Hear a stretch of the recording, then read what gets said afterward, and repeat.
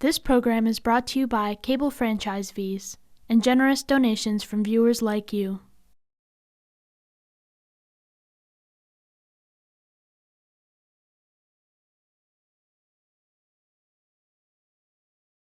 So I'm going to call the Finance Committee meeting of June 29, 2021 to order at 2 p.m.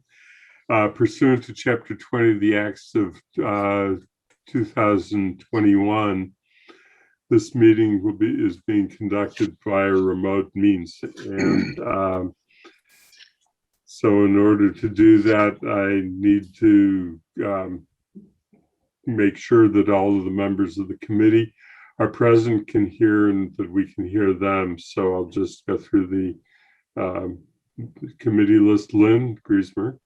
Lynn? Present. Kathy? Yes, here. Dorothy? Here. Bob? Here. Pat? Present. Bernie? Present.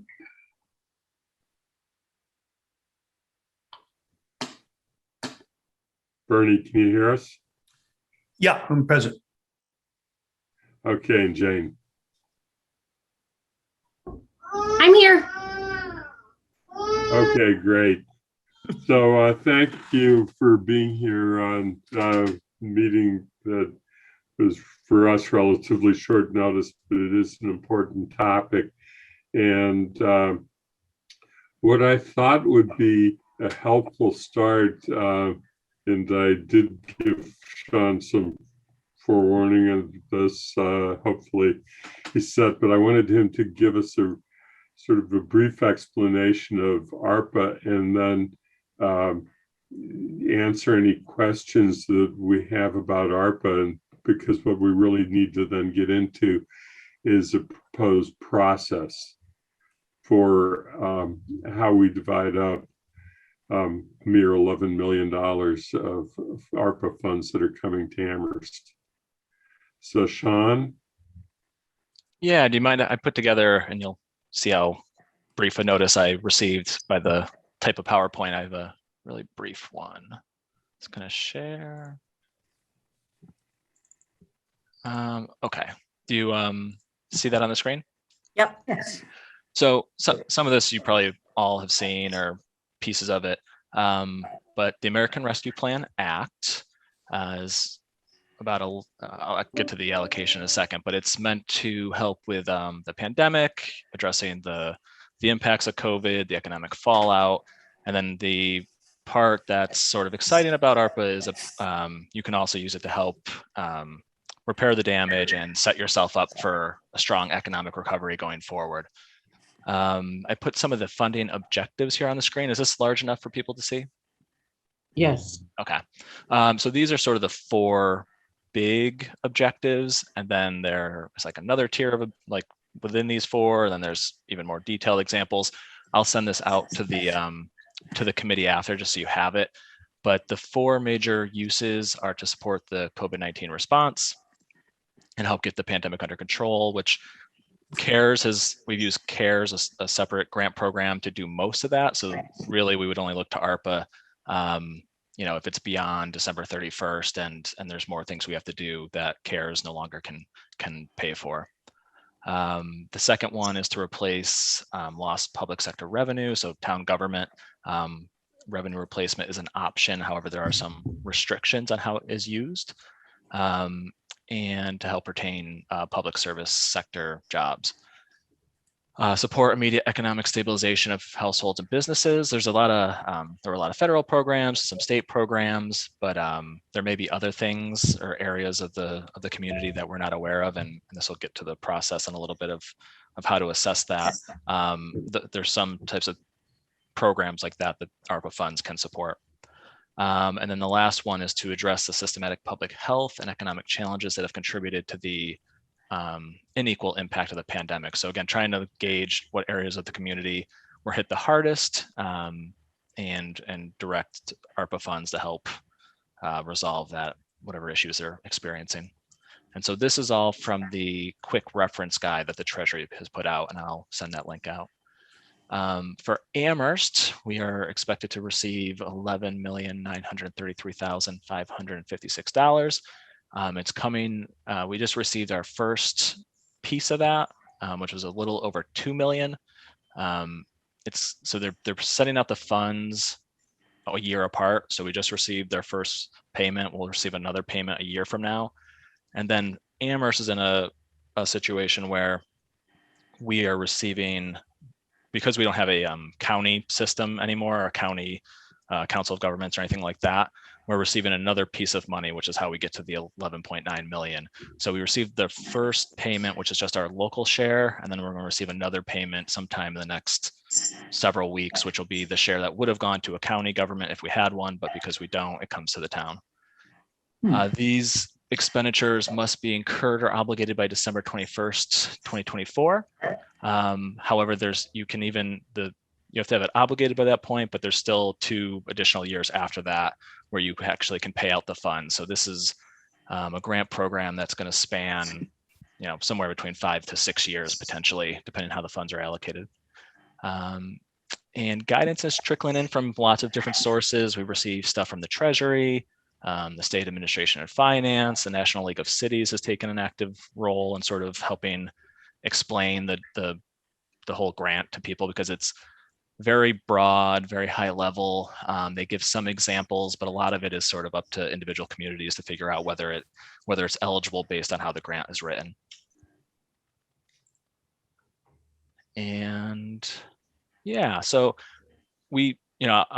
Andy, I'll follow your lead on how you want to talk about the process. If you want me to share, what we were thinking, or if you want to pause now and open it up for questions. I think basically I'm going to pause and ask for questions first, and then go into the question of our process. But one question I just wanted to ask is, you referred in the memo that you sent to the council that was then what was referred to the finance committee about what you referenced as 2 tranches of funds. And how that works. What is the separation between the 2 pieces? So again, it's 50% now and then 50% a year from now. But again, because we do not, so the ARPA grant itself, if we had a county form of government, the county would have gotten a bunch of money from the ARPA grant. And there's some Eastern Mass county governments that did get a bunch of money, but because we no longer have a Hampshire County Council of Governments or anything like that, they broke up that allocation of funds among all the towns that would have been part of that, and they gave them additional direct aid, essentially. I don't know if there's any additional restrictions on those yet. They haven't paid that piece of it out. He said that's going to be a couple more weeks, the person we work with at the state. But yeah, so we received, there's going to be 2 tranches, one now, one a year from now. And we actually just received the first one this past week. And then we're within each of those 2 tranches, there's 2 payments. One would be our local share, and one would be the share that would have gone to the county, but is going to go to us instead. Okay. So my last question, and I'm going to start turning to the other members of the committee, is do we need to have a process that is really 2 different processes, one for each segment, or can one process allocate funds for both if you wanted to? I think one process could allocate for both. It may make sense. It may make sense depending on, when we start talking about what the specific allocations are to revisit it. Because of the nature of this grant and how long it is, I don't think it necessarily makes sense to come up with a budget for all $11.9 million this summer and say this is exactly how we're going to spend it. I think we want to come up with what we think are the greatest areas of need and fund those things. And then if that uses whatever percent of the grant that uses, the rest we might want to revisit. So I don't think we have to necessarily resolve it all this summer. We could come back and revisit it in next year potentially. Okay, thank you. So we have now 4 members of the committee want to ask questions, so I'll just do it in order that they appear on my screen. Kathy? Thanks. Sean, your next slides may start to talk about this, but I looked at what you'd sent us earlier and then the link to ARPA in terms of potential uses. So I have a few questions. One, is this the total amount for Amherst, or does the schools also get a direct allocation because of schools? Yeah, so this is the direct amount that's coming. This is the amount that's coming directly to the town. There are additional ARPA funds that are going to the schools directly. Okay, Yeah. so when we're as a town making any decisions about nearly $12 million, we would not, should frame it as a question. We wouldn't think of putting money over into the school systems. The school systems will get their own allocation, or would we say that might be a place we want to look? Yeah, I wouldn't say we definitely would not. I would say we would want to see how the grants work together and what the school's plan is for their funds first. They have a very prescribed process where they have to do a hearing and they have to spend certain amounts on certain things. And their grant is a little bit more, there's a little bit more work to do around just the use of their grant, which I'm sure they're going to start. You'll see some of that coming out in the fall probably. So I wouldn't say it's a definite no by any means, but we would want to understand how they're using their funds before we would make a decision about our funds. Okay, so then I'll turn it over to others, but on the slide you just did, and also on the list on replacing lost revenues, we clearly can estimate, and Sonia and you have given us great, what's the fall off of the local receipts? We know in the water fund, what the fall off was. Do we have any guidance that because the big bulk users for water left town and that then left us with a shortfall, whether that kind of revenue replacement is a potential use? And then if we went over, not as specific to the water fund, but we would say, local receipts from sales taxes and other things, that nothing was open for business, we can quantify that. Do we know whether that is an eligible use of it? And then I have one more question. So, but I'll just stop on the lost revenues. So there, the GFOA, the Governmental Finance Officers Association, they released a workbook to help communities calculate revenue replacement, because it's the definition of revenue replacement in the ARPA grant is really sort of unusual and things that people aren't generally, it's not the typical language people would think of. And they have very specific rules around how to calculate it. So the GFOA put a nice workbook together that allows us to sort of input stuff and then it calculates it for us. And so water, my understanding is no, we cannot do anything with water because utility systems are not part of what they call general revenues.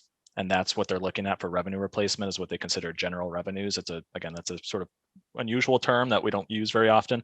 It's something that comes out of like the census, and they have a definition for general revenues in the census. But water is one that they specifically called out as not being eligible in the guidance I've seen. Sewer is sort of up in the air. Originally, they'd said utility revenues were not eligible, but when I went to this workbook and some of the guidance I've seen has made it seem like sewer could be eligible, which would be good for us because sewer is an area where we took a big hit this past year. So we're leaning towards sewer would be an eligible use, and especially this year, looking at our revenue deficit we have this year, that could be a possible use for those funds. And then the other one would be transportation, is another one where we didn't think it would be eligible because we treat it like a utility or an enterprise fund. But when I look at this workbook that was put together, parking facility revenues are eligible. So that's kind of good news because we thought they were going to all be ineligible. And then all those other things you talked about, license revenues, sales tax, meals tax, those kind of things, those are all eligible. Pretty much all of our general fund revenues would be eligible.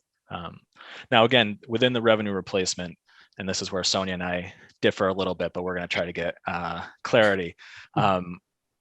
when you're using something for revenue replacement, my understanding at this point, but again, we'll get clarity on this, is you need to use it to match it up with an expense, and it has to be an allowable governmental expense. You can't just use it to fill in the revenue hole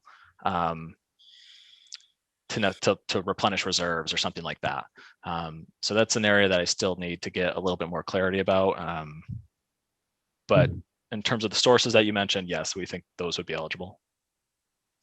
Okay, so I think I understood what you just said. I'm going to let other people ask, but if we have an expense that we don't already have covered in the budget, and I'll just use one we voted on, if we're bringing in a community responder program, which is also crisis, could we argue that some of the revenue from local receipts would have gone to fund that? And if we replace that, it's funding that. So can you Yeah. use those kinds Yes. of practice? Yeah. So this workbook, it calculates how much lost revenue we have.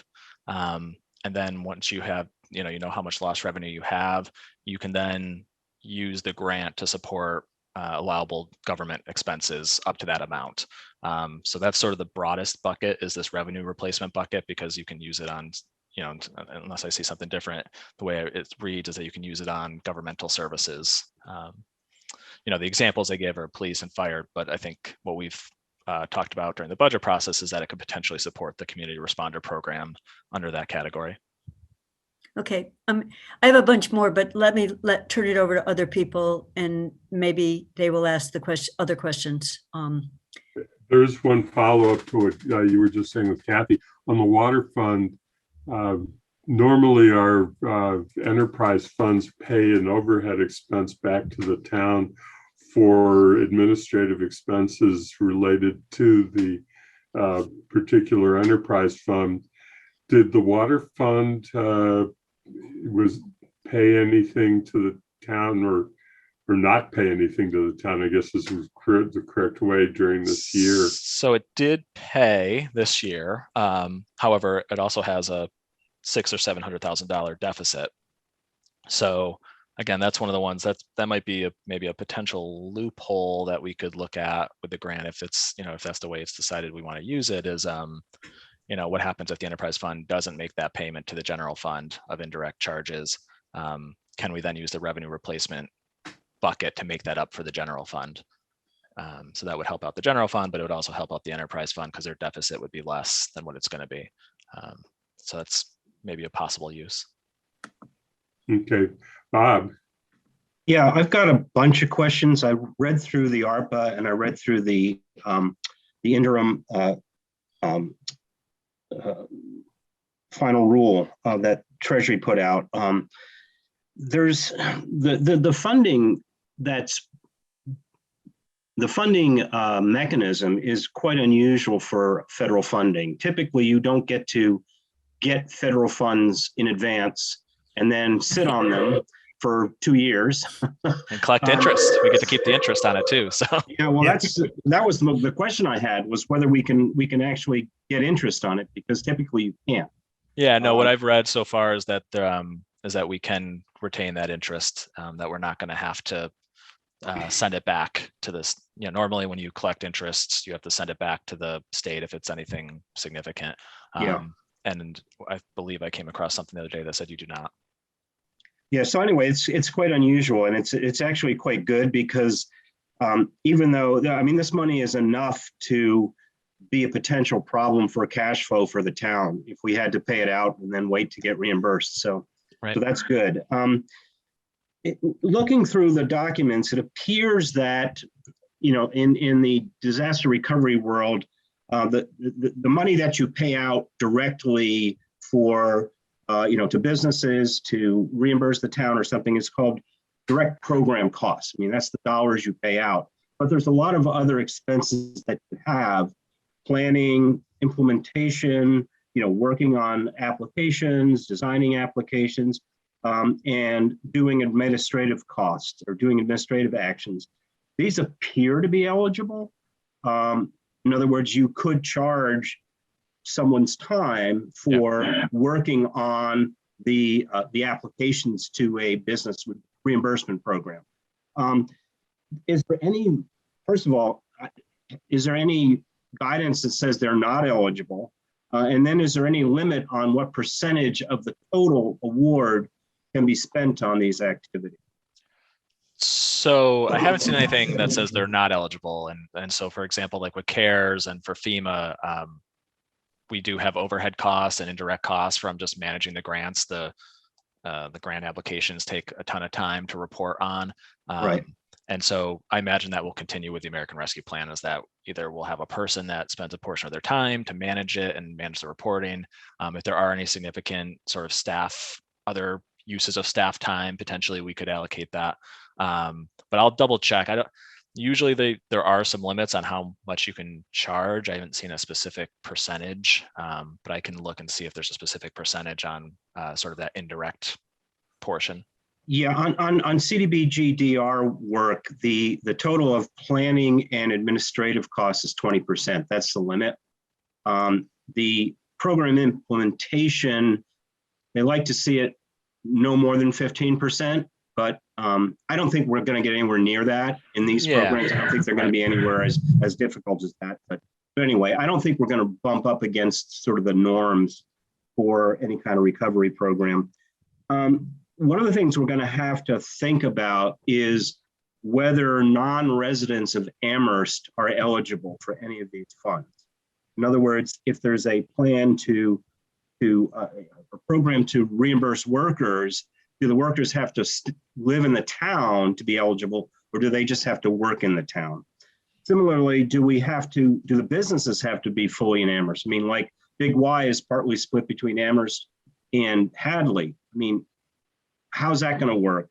And then do the business owners have to live in Amherst, or do they just have to own the business that operates? So I don't need to answer these questions now, but I think they're going to be questions that we should address or needs to be addressed as part of these programs.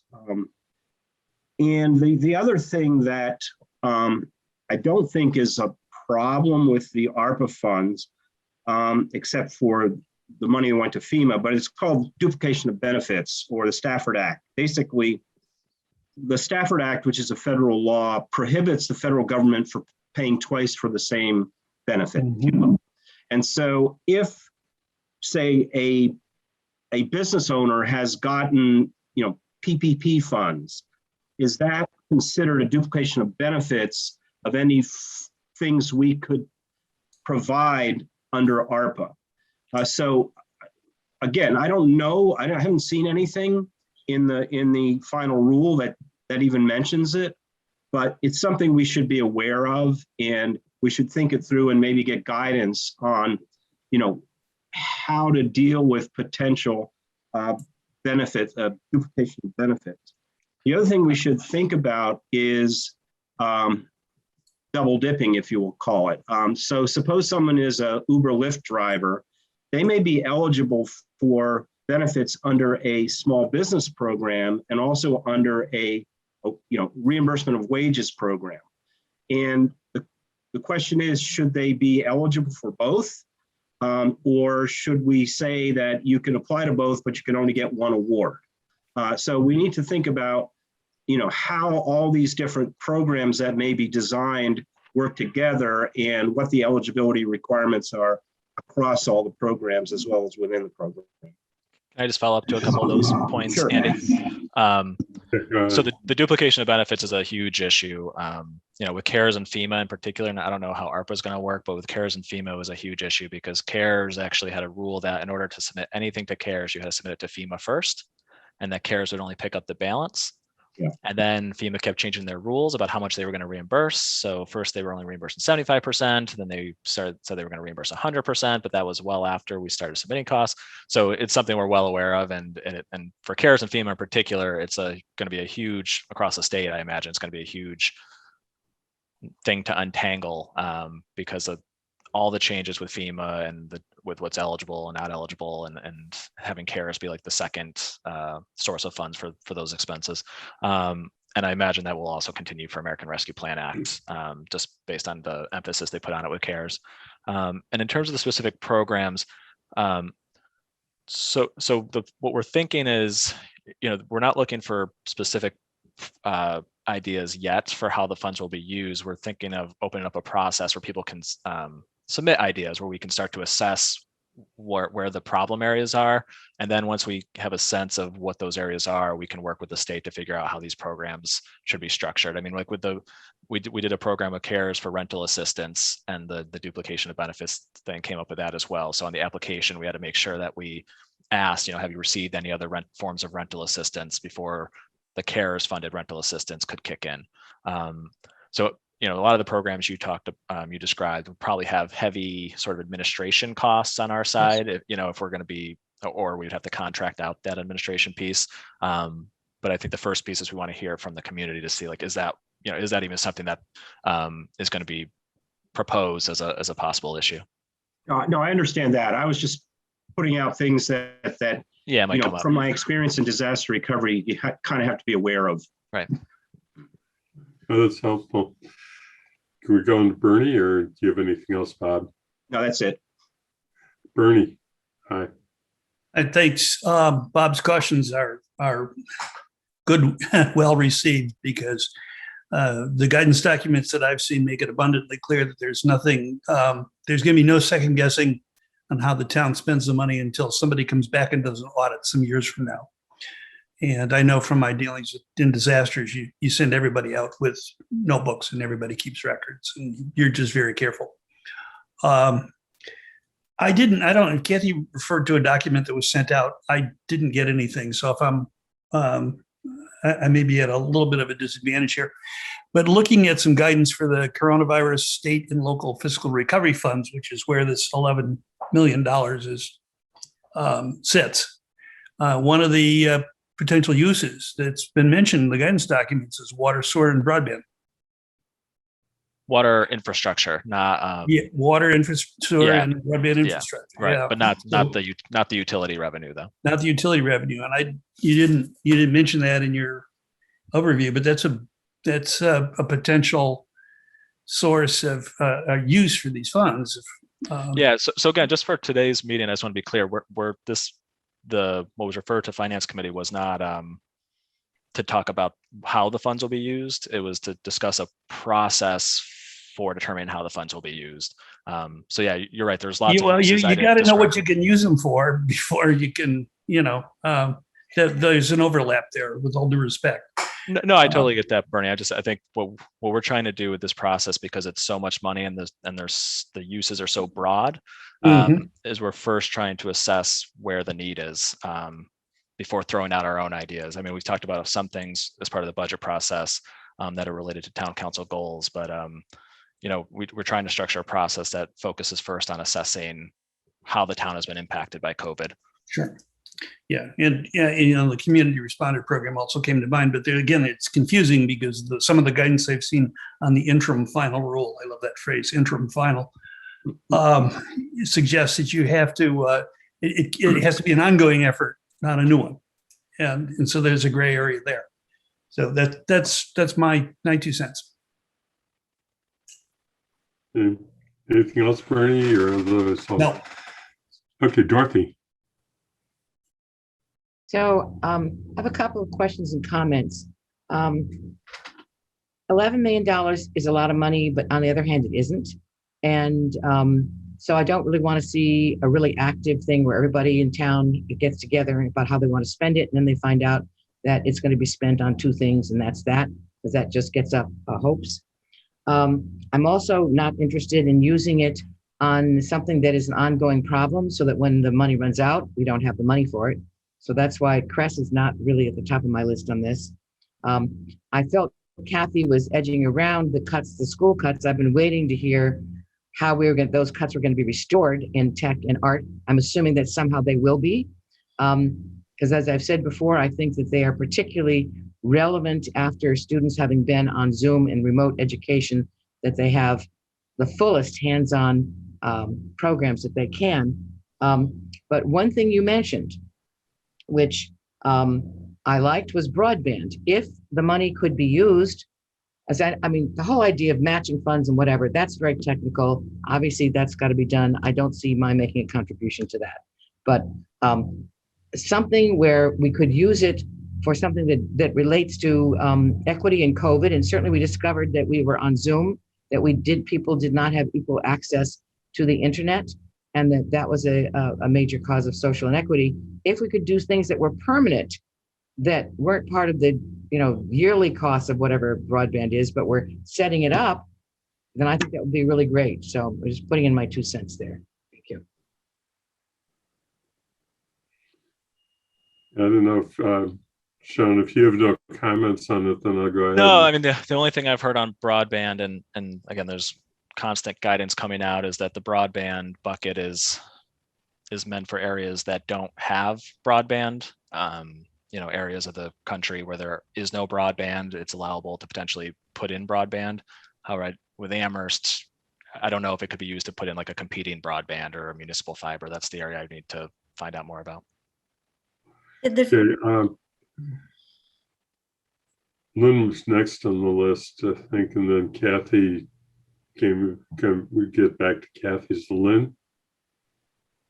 So my comments really build on a couple different things people have said, but I think it's very important for us to say, do we think town needs, in other words, reimbursement of town funds, should take priority over, say, for example, contributing to some small business program or to something else that's not a town need? And because I could see, as I think Dorothy was definitely speaking to, people looking at this thing and saying, whoa, look at this, and all things to do. And we as a town have to be looking at ourselves. And I really want to make sure that we think about the priorities for now. Yeah, and Sean, I will get to that in a few minutes. Sean and I did have a beginning of a conversation that involved then Paul, not directly, but through Sean, on what might be a process, or sort of to get an outline of a process going to put out for you. But I wanted to make sure that there was an opportunity to really understand what ARPA is and what it could fund, and then get into the core question of the day, which is really what our assignment was from the council, which was to propose back a process. So sort of, let's understand ARPA a little bit, and before we talk about a process for how we're going to propose to make those decisions. Does that make sense, Lynn? And do you have any follow-up before I go back to Kathy? Okay, Kathy, you had a follow-up? I do have a follow-up because I'm a little bit trying to figure out how we're supposed to focus the finance committee discussion, because I, like Bob and Bernie, I went out and read what ARPA, the kinds of lists, in addition to what you'd put in a memo, Sean, what we could be doing, and thinking about a pot of money and then a process. So Lynn's comment on so if I'm going to call it 12 million, because I tend to, when it's 11.9, round up. I don't call it 11. So at 12 million, if we got half of that in the next year or year and a half, we're looking at $5 million. Do we start out with a general, give me all your ideas, which is what this memo says, there's a group, give me all your ideas, or do we say half of that will go toward the town side, replacement of revenue, some other, big pots, and then half of it's to community? Are you asking for this committee to be formed to make those kinds of process decisions? And I'm partly asking this because the mobile market came up in my mind as something that we could be funding. It looked like broadband, if we didn't define it as an absolute not in the community, but if we said there are affordable housing projects in town that don't have wiring, or they don't have we could talk about pockets of need because social equity. was a very big screen that ARPA puts across, so we could stretch the definition. But again, I would want to match it up with $1 million here only gets you so much. And so my comment is about leading into the process, Andy. We had a presentation last night on the participatory budget world. In this, one of the things the places they've had that is they know what kind of pot of money they've got. They've solicited ideas from the community, but with some restrictions on one-time expenses. So Dorothy, not an ongoing expense, some pockets. And then some places have set up a voting mechanism for among, we just spent, you only had 5 million, but we figured out $10 million worth of, how do you treat it? So would we be putting it to a subgroup? The proposed thing would be some kind of advisory committee, an ad hoc committee coming up with, we could do it this way, we could do it that way, and then coming back to the council, because the list of what it could be used for is very exciting. But I didn't want to focus right away on specifics as much as where Lynn was going on, when we say half of it would go here and the other half would be for businesses and workers and town services, or are we going to leave all of that to a community process? And I don't have a this way versus that way, but who makes, when does a committee be thinking about those kinds of questions?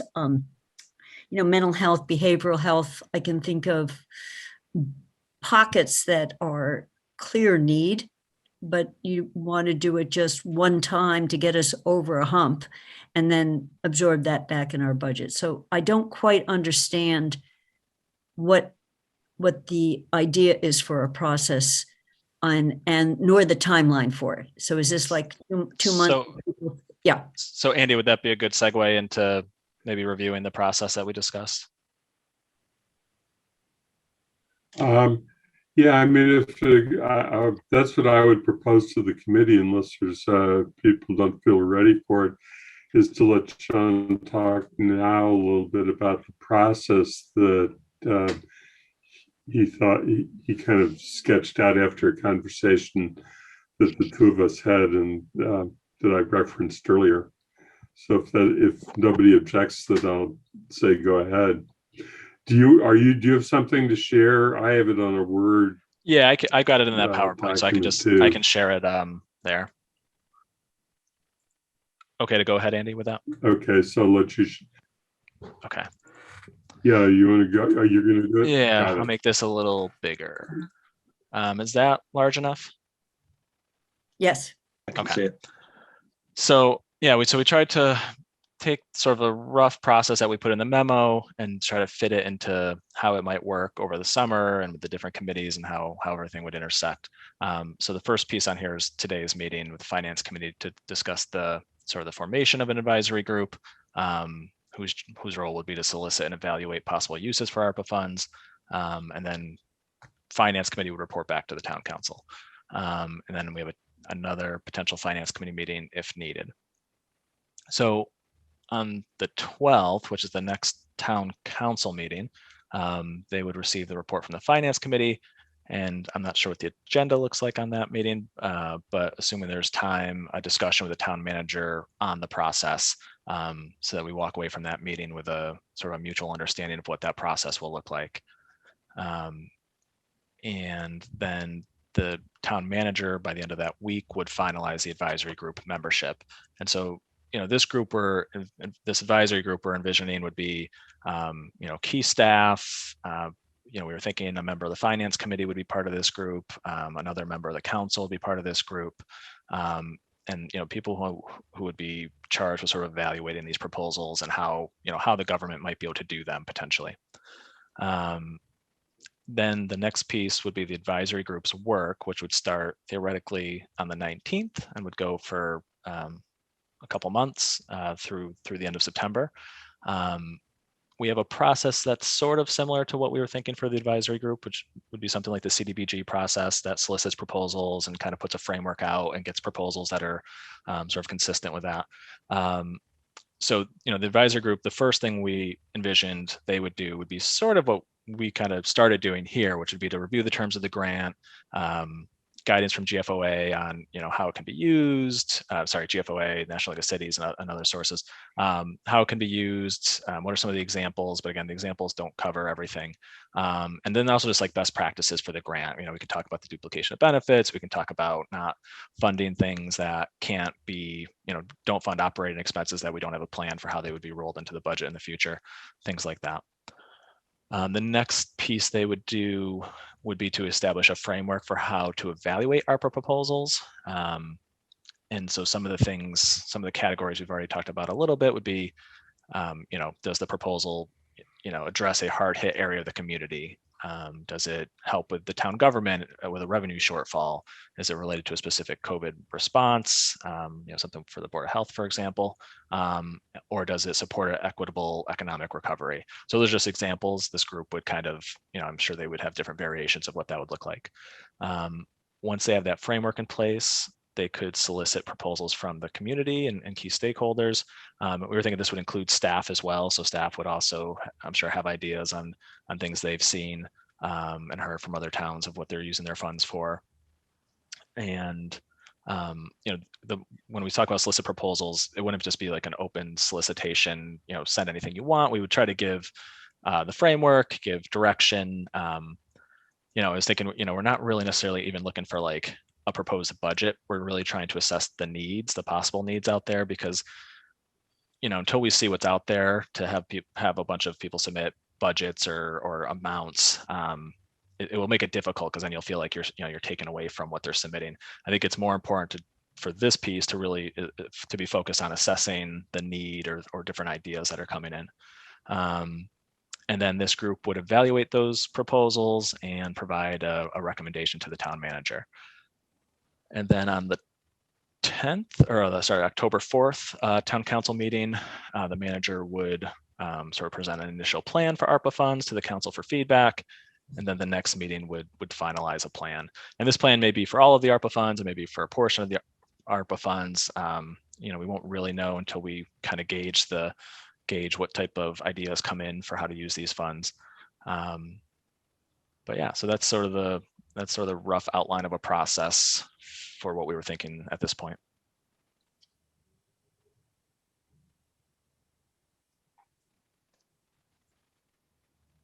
Did you say anything about anything of who would be on the working group? Yeah, so the advisory group we were thinking would be key staff potentially, and we were also thinking that there would be counselors, council representation either at the finance committee or both the finance committee and the full council would make sense to help evaluate the proposals that come in. And that could be a resident member of the finance committee or not. I don't think we had any preference on that.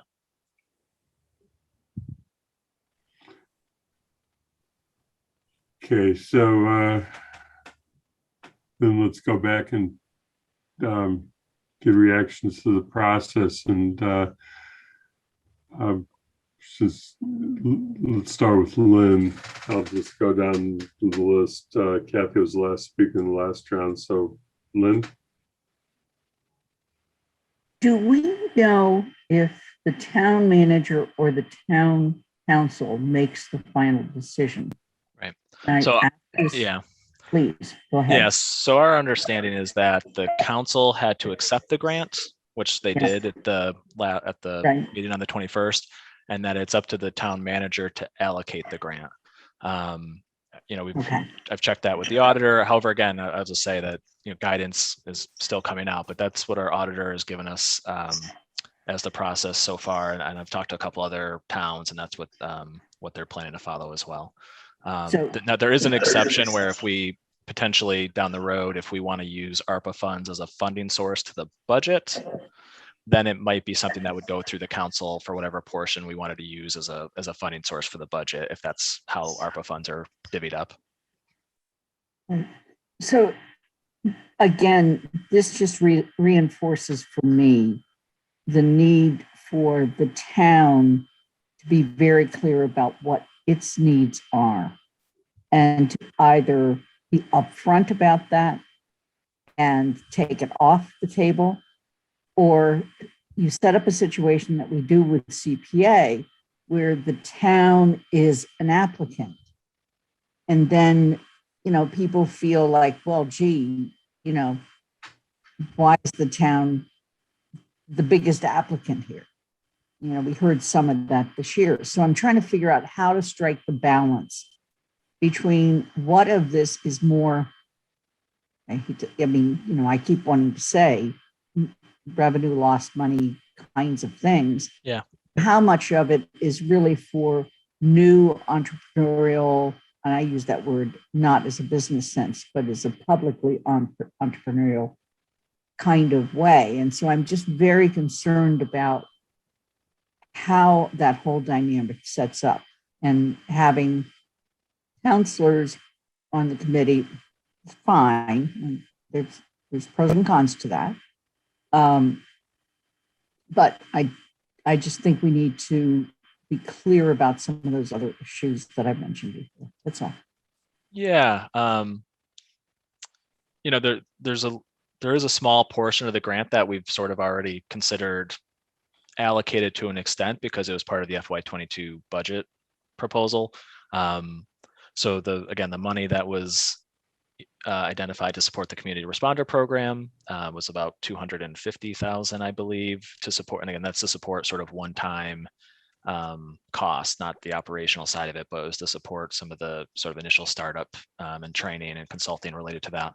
And then there were some also proposals as part of other proposals for potentially capital projects manager, diversity and equity coordinator. There were some other pieces that were as presented in the budget that I think total between all of them total about $500,000 if they are all followed through on.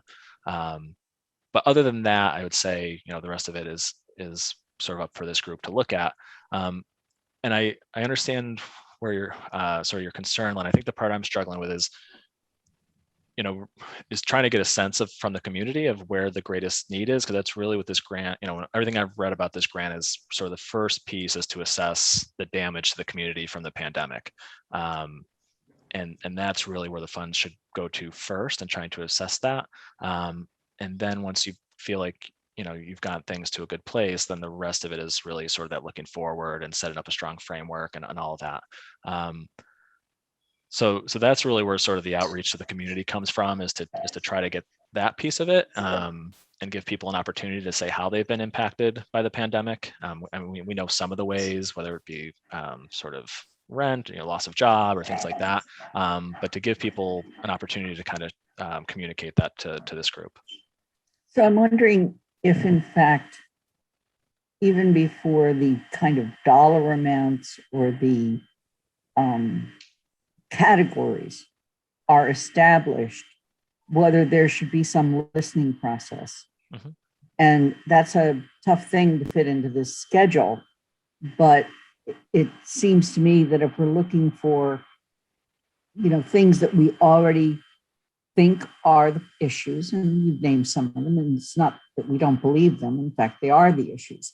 But are there other things that we're not seeing that are the hidden? So it's teasing out what the priorities will be for funding, I think, is going to be a critical piece before we put the money out there. Yeah, I mean, and just another example I'll throw out there that's sort of one that we all have heard a little bit, but it'd be interesting to see what the community says about it, is like childcare, for example.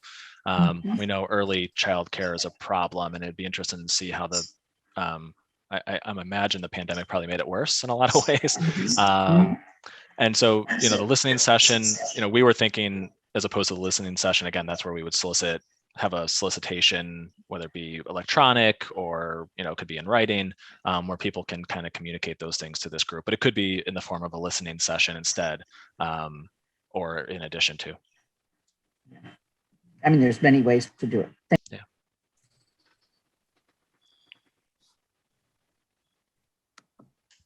Okay, so I'll just point one thing out and then segue on to Dorothy, because I know there's a bunch of hands up right now. and that is under advisory group. The first bullet is, or the second bullet is, it says review terms of grant aid guidance, and then the sub bullet under the second one addresses hardest hit areas in the community and town government. I think what I get Lynn talking about is that addresses hardest hit areas in the community and town government, but without some sort of process that the advisory group has, how does it know what those hardest hit areas are? Dorothy? Okay, I really want to warn against expectations that will not be met, and instead of people being happy, they'll be sad. So I'm suggesting something that was mentioned earlier, that the money be, say, perhaps divided in half and people know about it, and one part of it would go to town, and that would be dealt with by key staff and the town manager. And that the second part of the money, whatever proportion it should be, would go to the community needs that we've just been talking about. We've just been through a lot of community processes where a lot of people spoke and have been ignored. Some, a little bit of what they wanted gets through, but a lot of it, what they want, has not been listened to. So, I mean, when you open it up and say, tell me what you want, and then people tell you what they want and you don't do it, you don't make them feel involved, you make them feel angry. So how you get the community part of this, I'm saying that let's do the town half separate, and that'll be done by the people who run the town. The community part can either be done through the two members of the committee you were talking about who are from the town council, and where the council represents the community, or as Lynn is suggesting, going and doing a listening session. But if you have a listening session, it has to be quite clear how much money and what kind of things that money can be spent on before people get excited and come and tell you and testify and do that. Because there has to be a reasonable expectation that some of what they want will happen. So I'm recommending that the two sources of need, the town and the community, be separated before you do any kind of listening session or using town councilors to represent the town members, whichever way you do it. Thank you. That's good. Thank you. Bob? Yeah, I agree that I think it's important to separate out the town needs and the community needs. And I agree with the kind of general approaches there. The only concern I have is that some of the community needs are actually pretty acute. I mean, mental health needs are very acute. Maybe income needs are acute. Maybe some business grant needs are acute. And if we sort of say, well, we're going to take the first tranche and use it for government, and then the second tranche and use it for community, well, then that's 2 years off or a year off before we can consider that. So I don't have a problem with saying we're going to use X% for government, but maybe we say we're going to split it, 50-50 in the first tranche and 50-50 in the second tranche, or 60-40 or 40, so that we allow some of the more acute needs to begin to be addressed sooner rather than later. I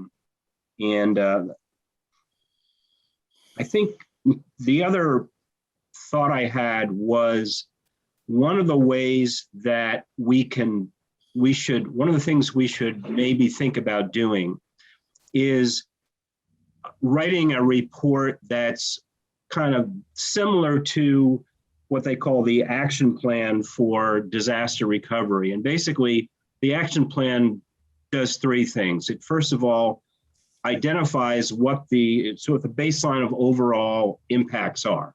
I think that's one of the things that we don't have all that information, but it kind of lays out what are the actual impacts.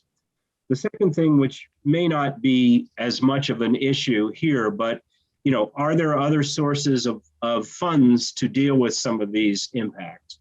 And then what is the unmet need after you subtract out all those funds? And then you would lay out programs for addressing the most, the needs that rise to the surface as being the ones that are most important. And you don't have to address all the needs.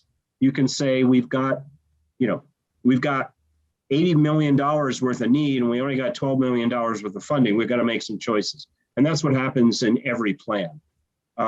So you don't have to address every need, but I think it's important to try to identify as much of the overall impacts as you can in order to then say, okay, now we can prioritize which ones we want to address with these funds.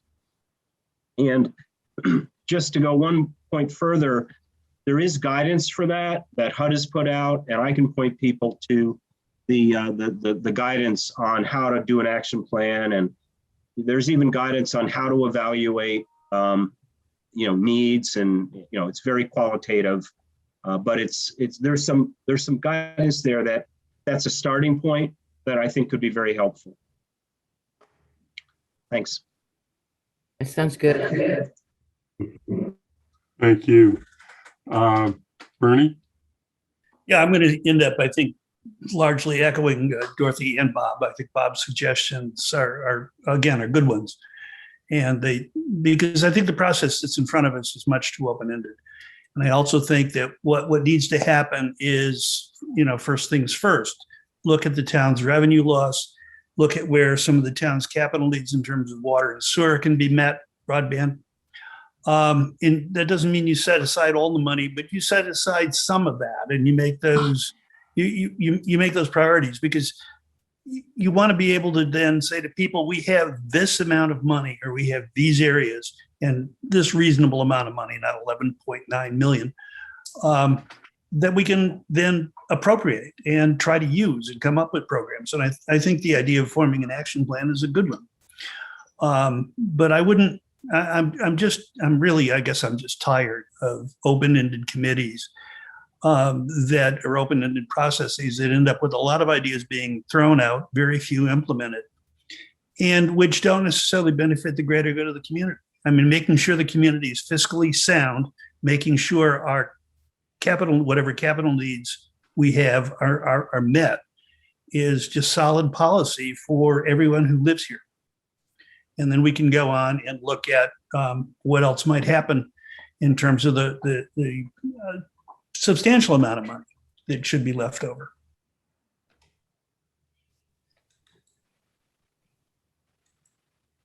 Pat?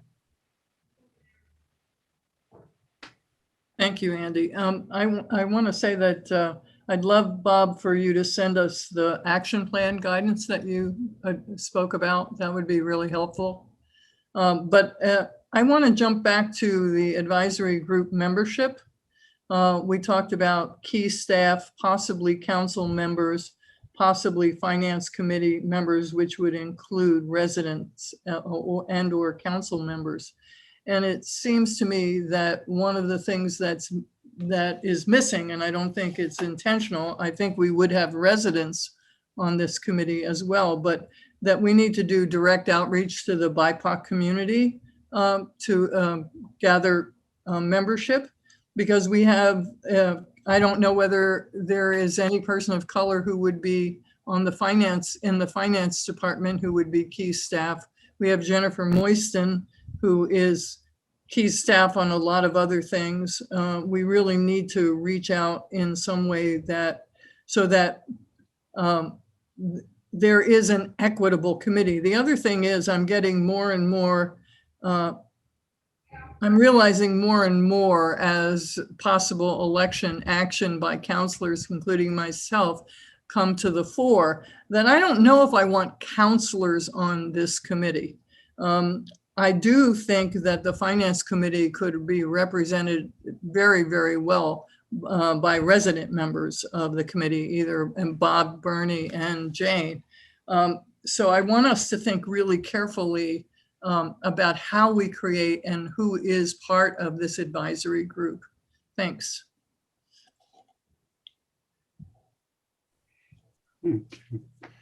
Kathy, we're back to you. I definitely agree with what Pat just said. To try to not make this political would be a huge goal on it, so that it's so. circling back, I think I started out with the 50-50, and Bob, I didn't mean, spend it all here and then the next 50. I meant some division. Is there, Sean, a way, if we said townwide needs, in terms of budget and pieces, is there a way of saying, if we say the first $6 million, so if that's 50% of our tranche, however we're defining that, we can identify $1 million. You said we can get up to 500,000. We can identify something that the advisory committee would already be handed that. So I don't know what the right number is. And then the rest is the broader, and the list, between healthcare expenditures, behavioral health, mitigating the spread of, it goes on, and on and on, but that would be the larger community. So that was a question. Could we, from the get-go, come up with some division percent for at least the first half? And you said we're not trying to make a decision for all 12. So we can come back to this a year later to make a decision for the second half. That's a question. And then the second, Pat was suggesting we make sure we get some diversity on the advisory committee. Is there a way of pulling someone in from the community that's not town staff and it's not on one of these, that could be eyes and ears? And maybe it's, it may be our community participation officers, but I think we use them in every which way, so I'm not thinking they're the right person, but is there a way of at least bringing someone else in? And then my final thought is that if we're really talking about by greatest need, some kind of ranking, some kind of decision-making, trying to really make that very transparent. And to the extent there are gray areas in it, would we ever consider a way of, people will hate it when I say the voting, where people have actually weigh in. We've come up with, we've got $3 million to spend, and we've come up with $6 million. Given what our criteria is, I get down to 3 this way, I get down to 3 that way. So you're not just getting this advisory committee doing it, but you're getting some buy-in of people in the town. And I don't know whether we would want a process like that, but that would make it feel less like you were asked to give us your ideas, but you're not going to be part of the decision. So would we want to think of a process that made a broader group part of a decision? And there's some very cheap, we identified that the resources available for that kind of voting. We wouldn't have to reinvent it, but there are some, once you've identified some actual, this $100,000, this one. So I don't know whether we would want to consider that, but that would be a way of saying that we're not just sitting in a room, rank ordering, and whoever the us is in this advisory committee making this. So that would be potentially pretty exciting for people. And you would also be limiting Dorothy's concerns about limiting expectation. We only have this much money, so we're going to have to be priority setting. So that's can we identify a part that would be a bucket that would be called town? So town is not coming in and saying, I want most of it. We've earmarked that part for town. And then here's the part for the broad Amherst community with a needs assessment. That's two questions to give this more structure. So I want to agree with Bernie. This is too loose right now, I think, for a process. I would like to give it a little bit more structure. Okay. Jane? Hi. So I guess, one thought I had, going back to what Pat had said about the makeup of the committee, and maybe not needing a town councilor on it. I think I like the idea of having a town councilor on the committee while we're determining this. Not necessarily that they have to be like a voting member, but I think that it's really interesting. I think it's really helpful to have the perspective from you guys as the town councilors. I think you guys understand open meeting law in a way that a lot of community members don't. And I think that it's important, if we're reporting back to the town council, that we have someone who is a member of the council who's heard all of the information firsthand. So that's kind of my plug. Like, I just think it'd be really helpful to have a counselor as a member of the committee, even if they're not necessarily voting hands-on in the process, but just so that there's an extra set of ears in the room to make sure that people are really being heard. The other thing is just with talking about this and looking through all of this, I think we want to be exceptionally transparent about what our process is for determining needs base, and then for actually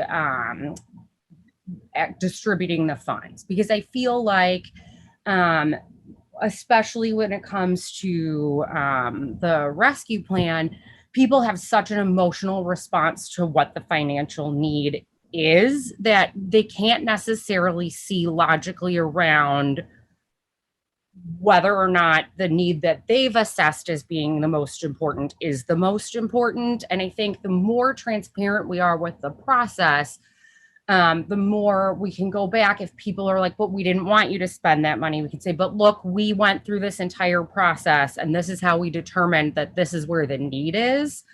So I guess those are just my 2 cents on that. And can I just add to that real quick, Andy? Yes, go ahead. I mean, that's one of the things that I was thinking when we came up with this initial framework was I'm a little concerned about, we say this money's spent and then we find out there's this huge need, but the money is already spent by the time we find out about it, or we find out about it too late, or so that was one of the reasons why this is a little open-ended. And again, it's open-ended on the gauging the impact on the town. And I agree with you. We want to provide a framework or guidelines for the how the funds are spent and the specific programs, but it was sort of specifically open-ended so that we can really get a sense of what's happening in the community, and so that we can allocate the funds in a transparent way. And I'll look for, after we go through the next round of hands, I was going to look for maybe dig into how we restructure this process a little bit so that everyone feels comfortable about it. Yeah, that's. I was hoping to get there in a couple minutes too. Dorothy? I just want to make sure that we don't poison things. People in this town remember every vote that town meeting took that they didn't agree with. And that's why I really don't want this voted. I think the action plan, Bob's idea of the action plan, followed by research as to where's the greatest need, then the funds will be rewarded by this advisory committee, whoever is on it, by their analysis of facts and doing that rather than greatest want, and not letting one group get pitched against another and saying, we always lose, we always lose. So I want the money to be a happy thing and something that seems safe and sound. So my suggestion is not voting, but an action plan and following up the ideas that we've been discussing about making it clear that the town has a part, community needs to have a part, and that different groups will assess it. Thanks, Dorothy, and thank you for starting us off by saying, which you did at the beginning, which is $12 million is a lot of money, and it's not a lot of money all at the same time.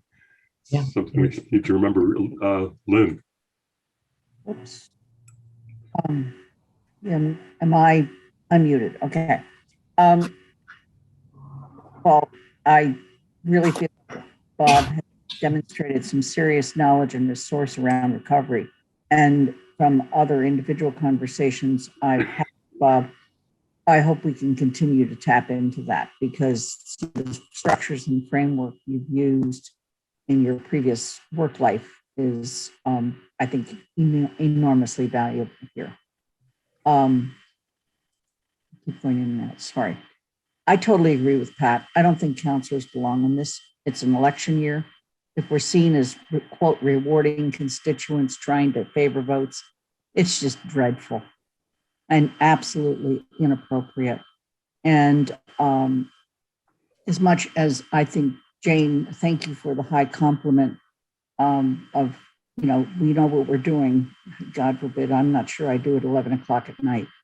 But I really, more than anything, there's other people in town hall who know how to run public meetings, and they can do that. But I really strongly urge that we not put counselors on this.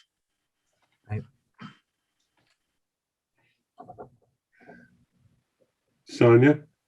Yeah, I just want to be my typical self and just kind of try to ground everything here. I want to remind everybody what Sean said. These are grant funds. We don't need a council vote to expend these funds. Mhm. And I think they need to remain somewhat flexible because there are needs that we might need. It could come up in a day or two that we would put this directly to that grant. So I don't think we were looking for, everything is always transparent in the town anyways, and you're always going to see what we're spending money on, but we shouldn't have to go to a committee or a group every time we need to spend a few $100s or something like that. So I just want to make sure we keep that flexibility with this. The other thing is that I want to say is that the town is not the bad guy. If the money goes towards the government or to the town budget, that helps the community as a whole. That reduces taxes or fees that they have to pay. If we can use some of these funds to relieve some of the borrowing that we need to do, so we don't have that debt that we're putting on residents now and in the future, that's all a good thing. It's not. So when you're saying town portion, community portion, I know there's needs out there in the community and I get that, but the town portion is not a bad thing.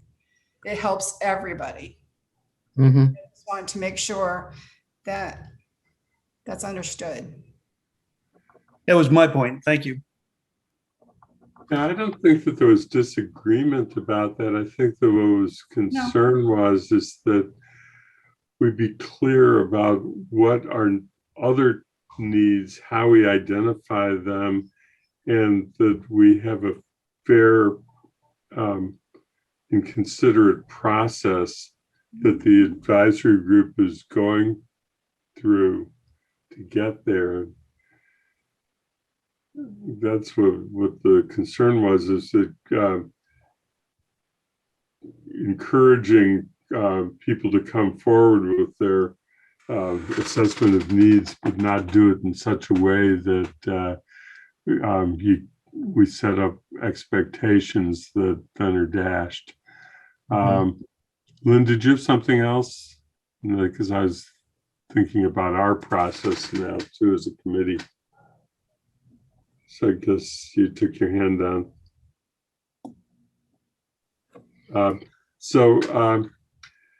Yeah, one other,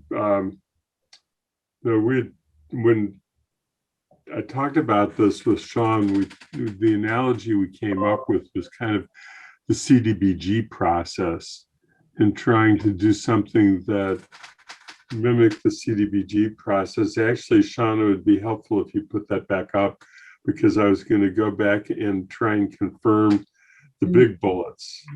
So, because I think what I wanted to suggest first was that when you go below, when you start with the advisory group,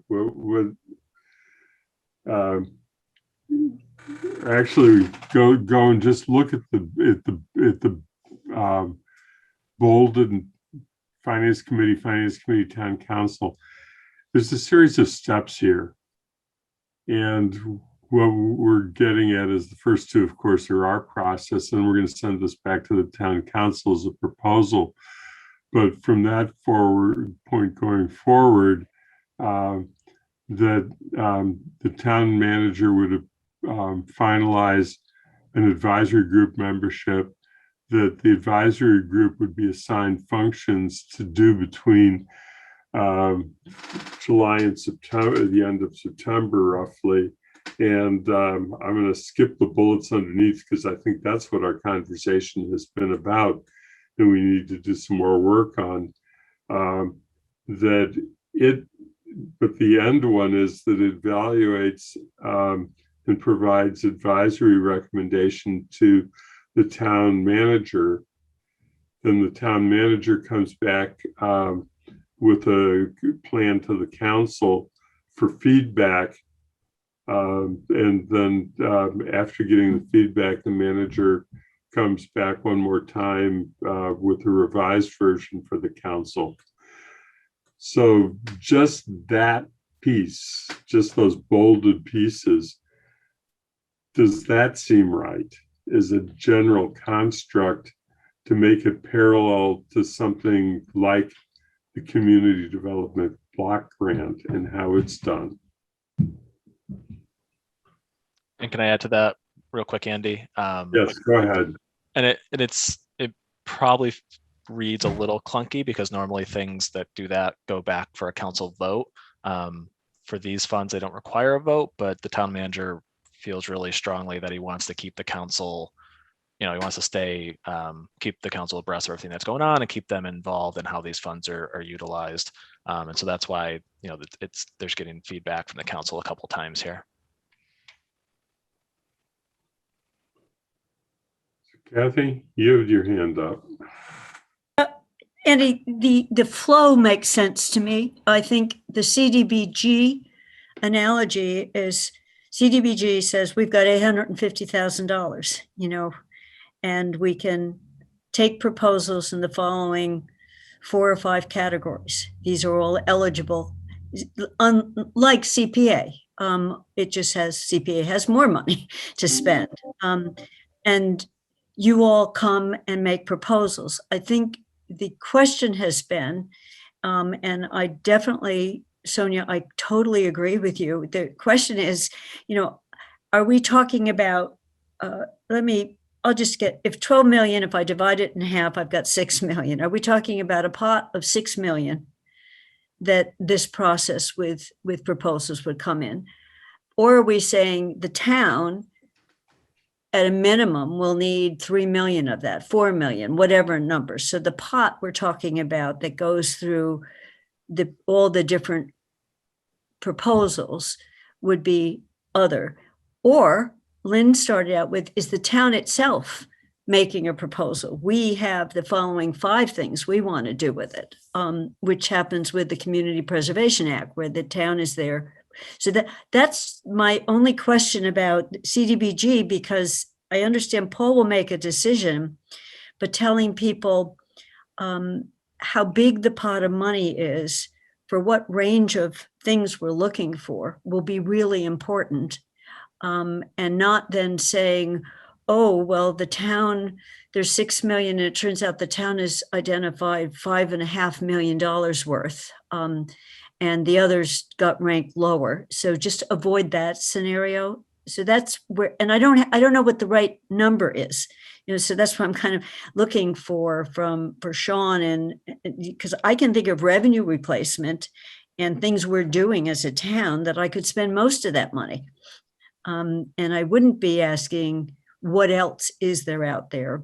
So that's just, does finance need to, the committee report ask some guesstimate of whether the whole pot of money, a major part of money, or whatever would set up this, what the advisory group then is doing the listening sessions, the community needs. And I don't have this is the way I would do it, but I think that it's just how much money are we putting on the table?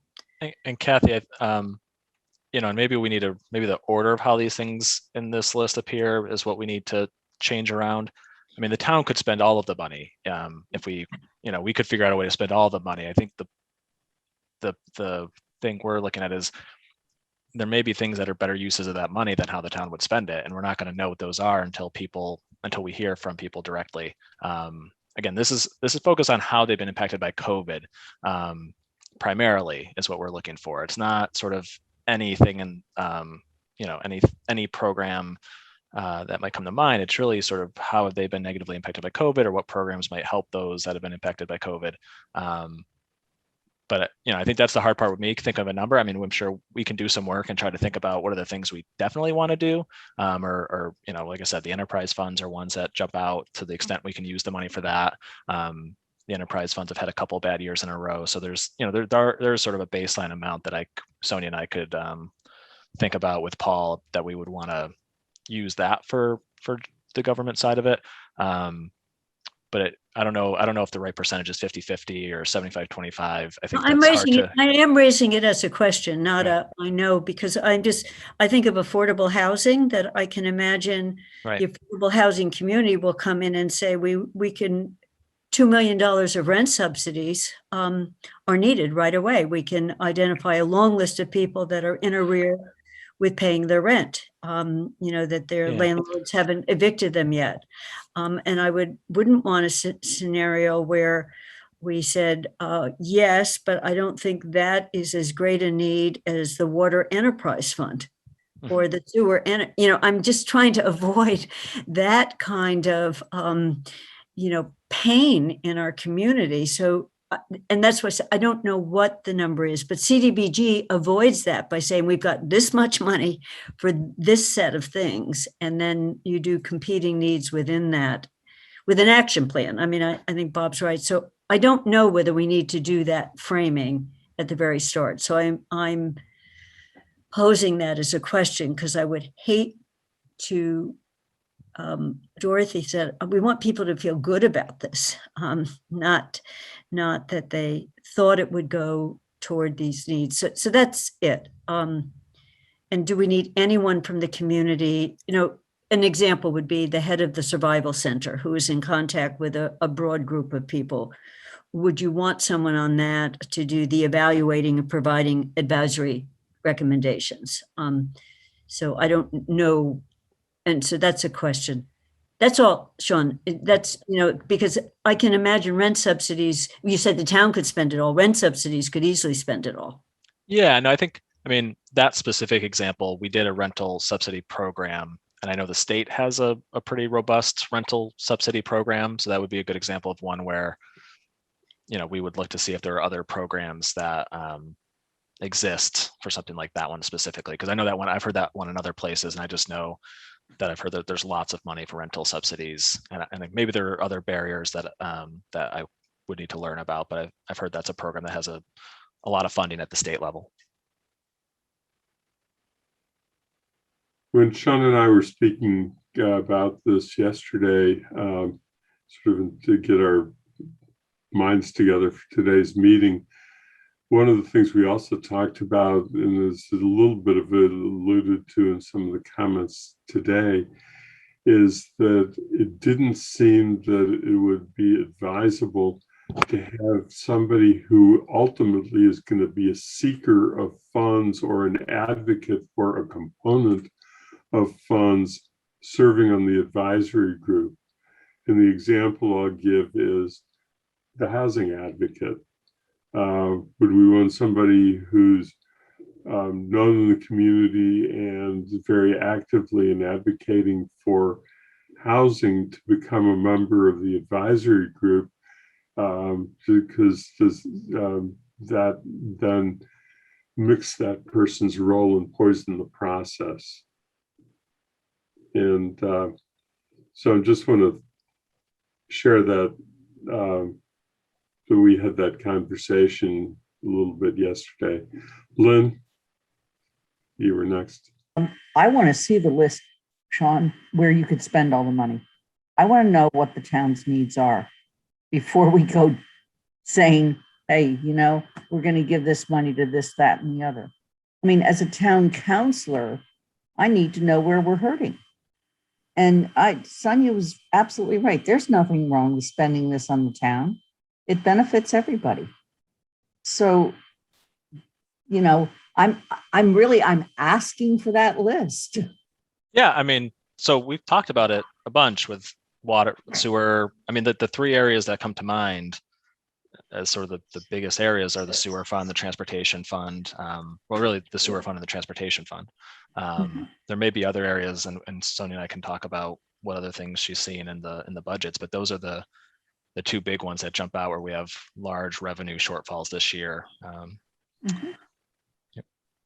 So I mean, if you told me you could spend $12 million for shortfalls in the town, before we start doing anything else, I think we at least need to Well, understand that yeah. shortfall. And the other thing is, you know, Sonia and I have talked about this a lot. And again, this comes down to priorities is operating budgets took a 0% increase in FY21, and they're taking a 2% increase in FY22. So again, those 2 years alone are sort of below our normal level that we increase operating budget. So that's another area that if that's how the town wanted to allocate its funds, it could allocate just to operating budgets in general, because we've had to take the schools, you've heard about the cuts there, and operating budgets have gone below their normal level for the last 2 years. So Dorothy? Okay. This is a follow-up. So the transportation fund is below. How does that impact the town? What services would be provided only if we took some of this money and put it in that fund? And the same for the sewer. This is a real question. I'd like to know. Yeah.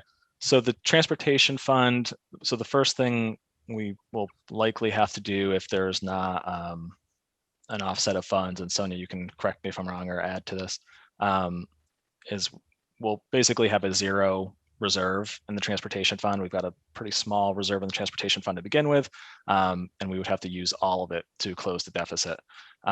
And then the other piece would be looking at whatever indirect charges the transportation fund pays to the general fund. If there are any budgeted this year, those would probably be zeroed out. So that would create a revenue loss on the general fund side. And then if there's still deficit to make up, we would have to look at whether there's certain expenses that have to come over to the general fund or be reduced altogether. And to be specific on what it pays for bus services, town share of bus services. Yeah, that's a small piece of it, but yeah. But that's part of what it is financing is bus services. Part. Would you actually have to cut the buses is what so in other words, the answer you gave me was interesting, but not one that I would give to somebody from the public because they would lose interest. If the fund is down, how's it going to hurt people? If we give money to the fund, how's it going to help people? If it's hard to explain, although we all understand why you want to have money in reserves, you want to be ready to handle things. You want to be able to not shortchange the general fund by stopping giving a payment that they're used to getting. Then I suggest, as several of us have said in the beginning, that you set a percentage of money that would go for town things and some for other uses. But I also want to say, I don't want to see people having to parade their wretchedness before a committee. So that's why the people you said you don't want on the committee are so important. The people who run the whatever services we have, the agencies that we have in town, which aren't that many, but the health department, survival fund, the homeless shelter, affordable housing, they should be in contact with the element of need. I really don't think we want people coming and telling us the real truth. I had a horrible year. I had no money for childcare. I think I'm going crazy, because they're not going to come and tell us that. It may be totally true, but they're not going to come and tell us that. So Can I interject something? Yeah, sure. Answer your water and enterprise funds, how would that hurt? If we deplete our reserves completely, then that's going to affect the rates pretty significantly, because we have a lot of debt out there and everything. So we use those reserves to kind of smooth out rate increases. But when you get rid of the reserves, then those rates are going to jump up because we have to cover the expenses. So it will definitely affect. that people can understand. So that's a good example. Okay. Yes. It's easier to do on water and sewer. What does it do on transportation? Will it require us to raise our parking charges? That's the only source of revenue in transportation. So our parking fees would have to go up drastically, or we would have to reduce some public transportation or expenses out of there in some way or another, or subsidize it with general fund money. So there are impacts. Yeah. PVTA is so complicated. I don't want to get in there. We'll be there for half an hour. Yeah. Bob? Yeah, I just wanted to kind of maybe clarify a point about what might be in the action plan and what it might.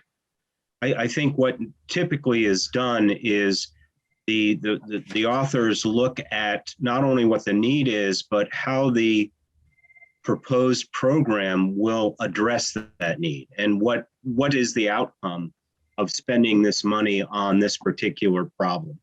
And I think if one could do that ahead of time, where, you know, even if we allocated 50-50 or 60-40 or 75-25, but if you could do that, I think it would provide, I think Dorothy mentioned it, you know, a sort of a evidence-based approach for saying, look, we really need to do these 5 things. And, you know, we can maybe do 2 or 3 of these other things and then have a debate about what those 2 or 3 other things should be.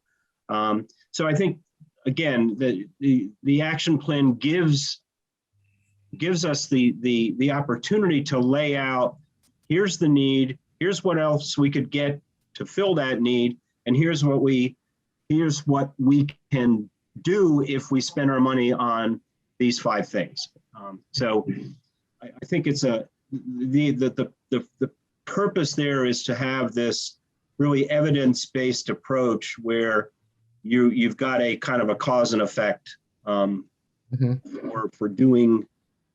distributing the money the way that you lay out in the action plan.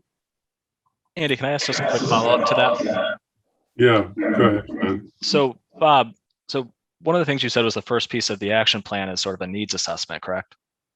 Yeah, well, it's not so much a needs assessment as you document the impact. So it's really an impact assessment. Right. So I guess that's the piece that, I mean, where I feel like a lot of the conversation is how do we do that? Do you think that's something that staff do internally, or is that a process where we reach out to the community to gauge the impacts? I think that's because I agree that I like the way the action plan format sounds.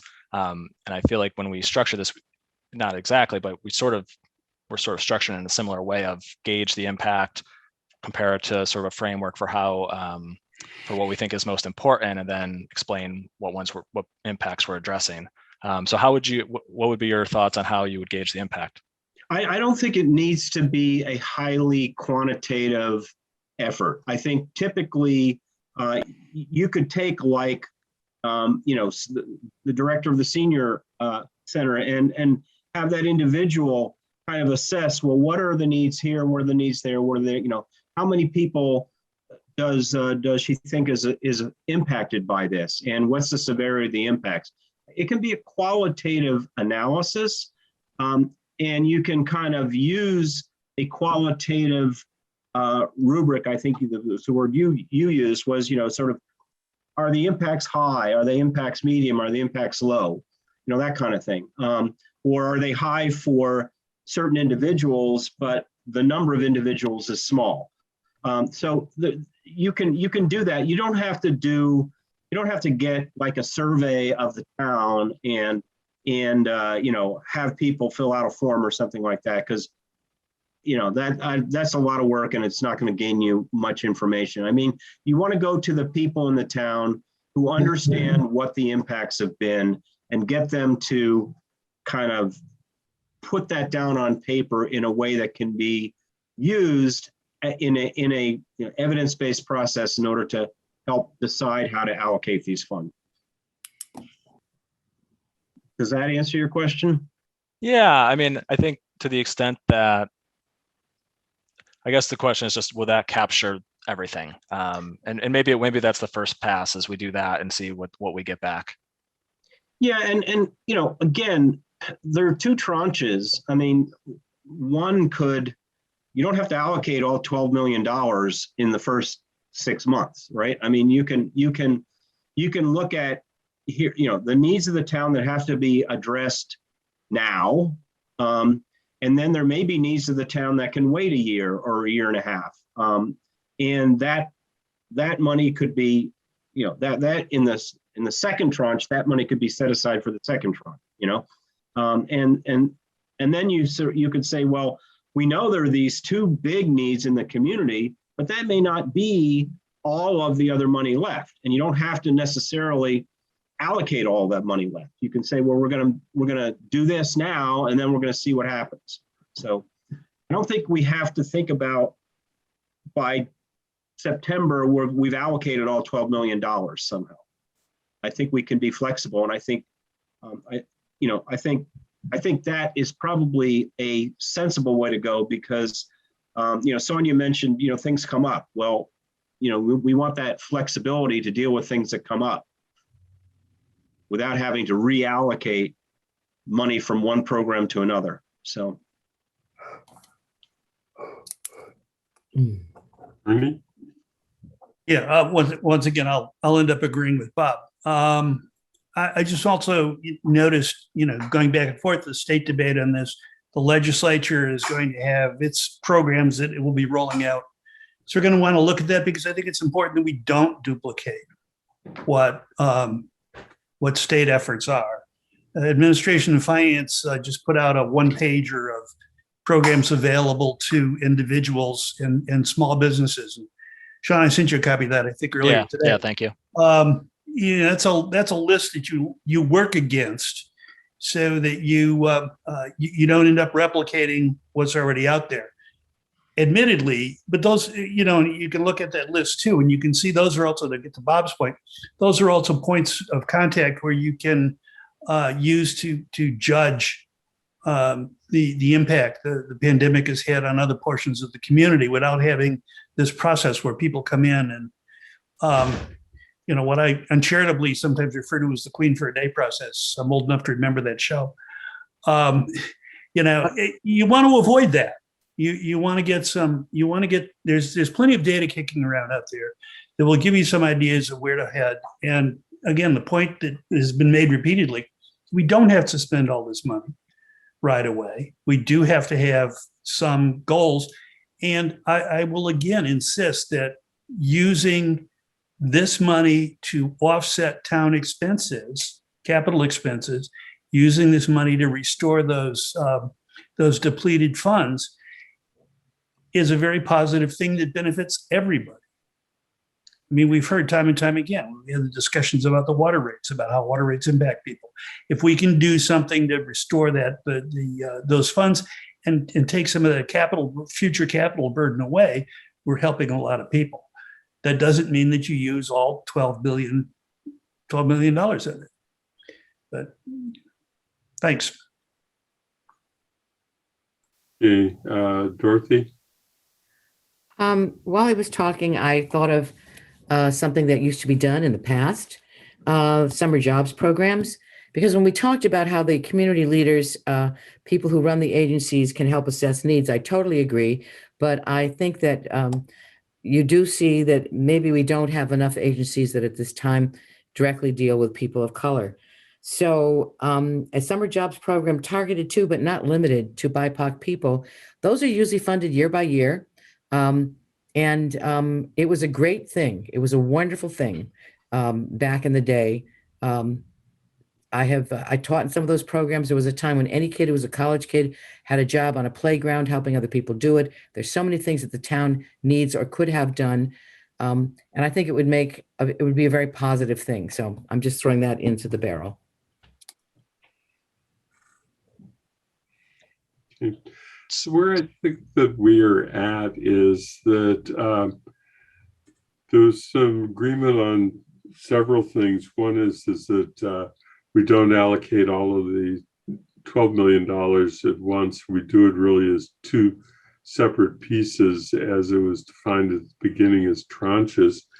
I think there was a lot of feeling of the action plan as being a good process to go forward. There was, I think, a feeling that we should consider town needs and find a way to get them defined early so that we don't create expectations of what we don't shortchange the town, and we don't create expectations for other users of the funds that we set up a process that is open and transparent and people have confidence in. There seemed to be, there was a little bit of discussion about whether counselors should be on the working group. I was going to throw one thing out just to remind people of this, that not every counselor will run for re-election. So if you have a counselor who's decided not to run for re-election, puts them in a different place than a counselor who is running for re-election, as far as what the community perception might be, as well as the time that they have during this period to talk about it. I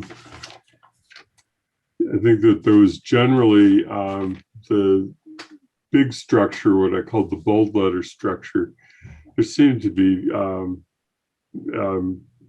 at least an agreement that seemed to be okay and a good structure. What we're trying to do is figure out that big bulleted section of what it is that the advisory group is really trying to do, and that's its composition, and what this is about is what we're trying to get at. So if that summary is correct, maybe the thing we should do is have Sean and I try and come up with a revised version of this that fits, and then get it to you in advance of the next meeting, and then we go ahead and have a meeting next week to then go over what we've come up with, so that we have sort of a better agreement to go forward to the council on the 12th. Andy, can I pose one change to the structure based on what I've heard?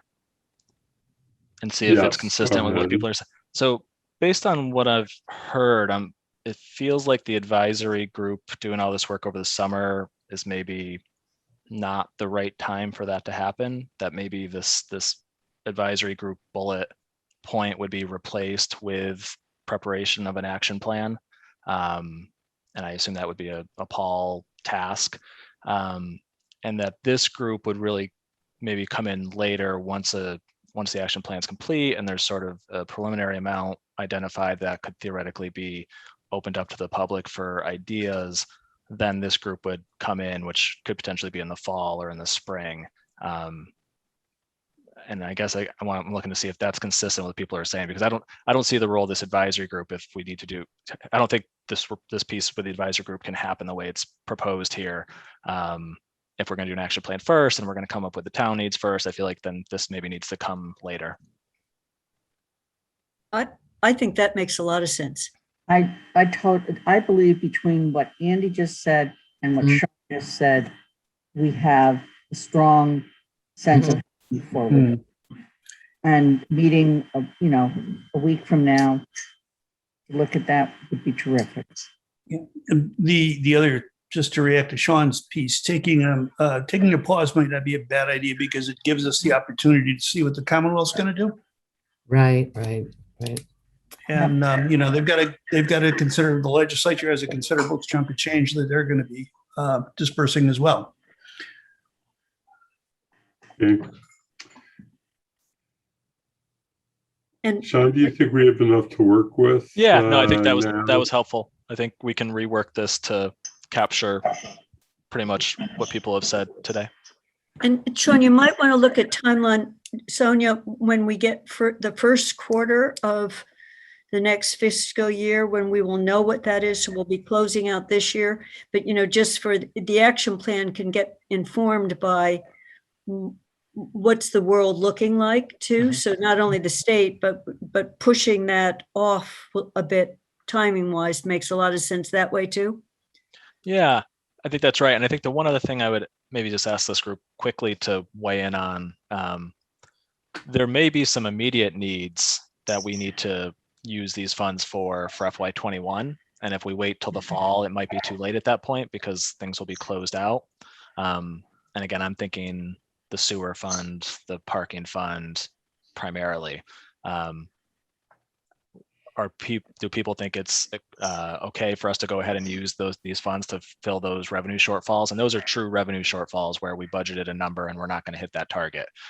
So to me, it's a very clean use of the funds, and we'll do a lot of the things that people have said today.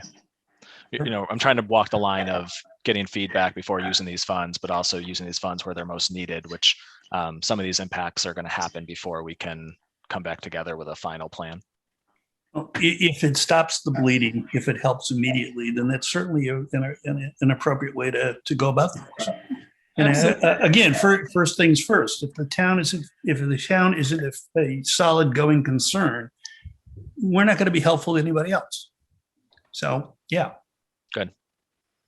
Yeah, I think I agree with that. We might want to, as we develop the revised plan, actually flesh it out a little bit. We don't have to do too much, but it might want to come back to the finance committee and then to the full council for feedback to the town manager before the town manager makes that decision. But to certainly have a process that allows him to get to that decision and act on it sooner rather than later. Right.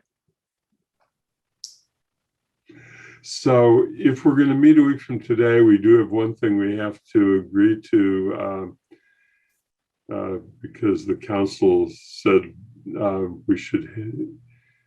each committee has to make its own decision as to whether it wants to meet in person or by Zoom. And the first meeting was left to the chair, but after that, it was supposed to be a decision that was made by the group. So the group's got to make that decision for next week. Sonia and Dorothy have hands up. I just have a clarification question. Why are we meeting in a week? I think because I think that what Sean and I are taking on in trying to take today's conversation and frame it is, fairly significant piece. And before we say that this is the end product of the finance committee to go to the council, I feel like it really would be good to have the finance committee have an opportunity, not just to review it, but to discuss it. It may be a short meeting, but I would feel more comfortable if all of you saw it and had a chance to comment and discuss it and revise it. Okay, as long as no one's looking for numbers, final numbers in the next week. No, It's not No. gonna- No, this is process, not. You want so the full analysis by the way. it's Sean's slide level of detail, but just reformulated with no numbers in it. All right. The only thing, Do you need us to vote on whether we meet by Zoom or not? Yes. you- Sean was trying to say something. oh, sorry. The only thing we might want to add to make next week, if we're going to meet anyway, just to make it productive or even more productive, would be to I'll bring a list of what we anticipate maybe using the funds on now. The things that were in the FY22 budget, the enterprise funds, there'll be preliminary numbers, but what we were thinking, so that you guys can have a sense of that as well. That would be helpful.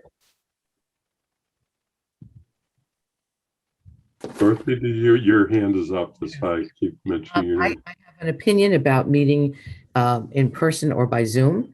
And that is that I think we should continue by Zoom. Some committees benefit by meeting in person, particularly if there's really big arguments and you want to see who may be nodding and siding with you. But that's really not how the finance committee operates. And I feel that we fully express ourselves by Zoom, and I think it is more convenient. That's my 2 cents. Anybody want to put in a plug for meeting in person? I prefer it, but I can go either way. Shall we have a vote? No. Oh, okay. We did ask the committee to vote and decide, and you can say, through September 1st or whatever you want to do. Wasn't that what the request was, to do it through September 1st, as I recall? That's it. And then So read it's it again. So somebody want to offer a motion? I move that the Finance Committee continue to meet virtually between now and September 1st, 2021. I second. Okay, so the motion is that we continue to meet in a Zoom type format. Not even going to bother with discussion. I'm just going to go through the entire list and ask our resident members to speak up too on the issue. But let's start with Kathy. Yes. Dorothy? Yes. Bob? Yes, I support it. Pat? Aye. Bernie? I'm in support of it. Jane? I'm also in support of it. Okay, and I'll support it also, so we'll just make it unanimous in support of all members of the You have to committee. ask Lynn. Lynn is, Oh, Lynn. I vote yes. Yeah. I think she made the motion, which is it probably remains forgot to- unanimous.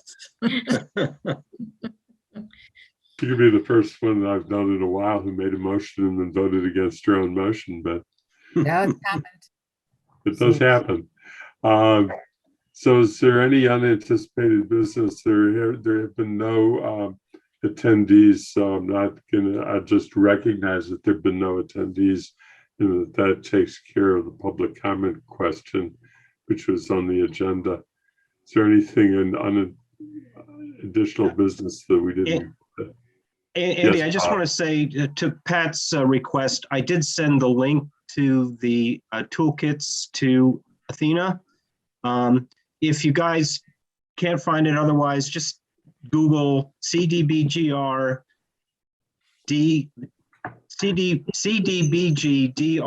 toolkit, and it'll take you there. Thank you. Great. Okay, Thanks. thank you. And I have to confess that the company I worked for developed the toolkits, and a lot of it is stuff that I and my staff had discussed for years. So Very my good. fingerprints are on it. I think you just volunteered for future. Did. Bob, to I write want to it. make sure that it's not copyrighted. No, it's on the HUD Exchange. Okay. It's free. Yeah. And in fact, the company did it under a grant and not under a contract, but the company policy is always that whatever things that we do for our clients are the property of our clients. We don't have any copyright on any of that. We didn't. Thank you very much, Bob. And you said you sent it to Athena?